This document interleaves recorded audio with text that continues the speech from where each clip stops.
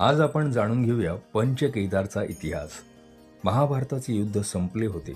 युधिष्ठिर आपल्या 4 भावांसह श्रीकृष्णाला भेटायला गेले. अभिनंदन धर्मराज, आज धर्माने अधर्मावर विजय मिळवला आहे. पण तुझ्या मदतीशिवाय आमचा विजय अशक्य होता माधवा. माझं काम तुम्हाला फक्त वाट दाखवण्याचं होतं. त्या वाटेवर चालणं न चालणं हे तुमच्यावर अवलंबून होतं पार्थ. 5 पांडव श्रीकृष्णाचं ऐकत होते. फार उदास दिसत होते. तुम्ही इतके सगळे चिंतेत का आहात? काय झालं? देवकीनंदन, आम्ही आमच्या भावांना मारलं आहे आणि या गोष्टीचं आम्हाला फार दुःख झालं आहे. हो माधवा, आम्हाला काहीतरी उपाय सांगा. भ्रातृहत्येच्या या पापातून आमची मुक्तता कशी होणार?